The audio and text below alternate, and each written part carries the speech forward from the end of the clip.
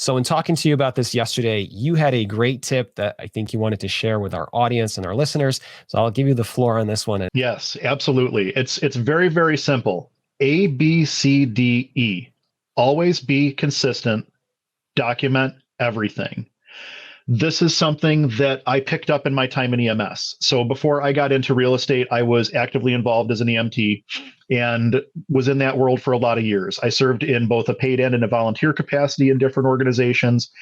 And one of the best classes that I took was a continuing education class on documenting your patient care, because when you drop that patient at the hospital, they want to know what you did between the time you picked them up and the time you dropped them off. So it's important to document your patient care.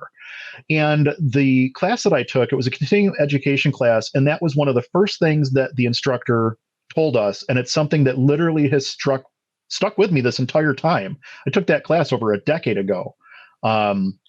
Always be consistent, document everything.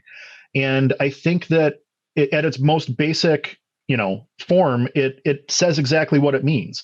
Always be consistent, and that goes back to having your written criteria, having good policies and procedures, having a good lease, document everything. And that means getting good move-in photos, good move-out photos, make sure that you send letters on your lease violations, things of that nature. Always be consistent, document everything.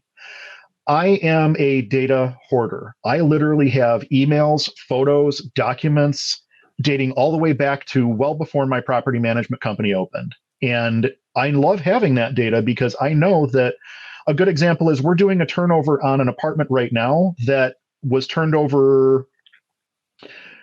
Client bought the building in 2013. We renovated this unit for the first time in 2014. This client's been with me long enough that we're now renovating it from the beige standard to the gray standard, if you will. But I still have all the data from back in 2014 when we rehabbed it the first time. Right. Always be consistent, document everything. I've pulled my notes from the last time we did this, so I have a lot of information that we can reuse when we go to do this job the second time, if you will. So as you grow and as time goes on, you just gather more and more information.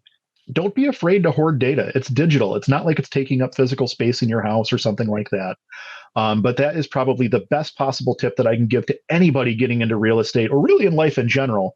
Always be consistent and document everything. And I think that a lot of people, if they follow that rule, will have a much easier life. It's a lot easier for you to deal with a customer service organization that's trying to wrong you when you have the receipts showing that you're in the right and things of that nature. So it's being consistent and making sure that you keep your documentation tight is a good way to stay ahead.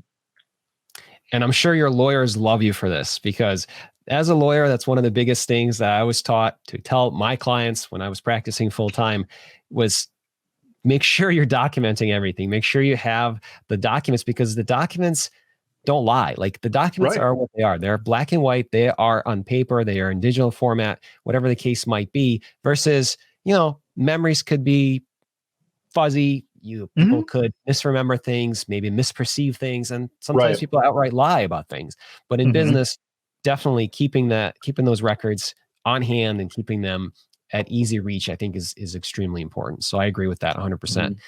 One tip that I would give as well before we close out the show is, guys, as I mentioned earlier, check out rentprep.com.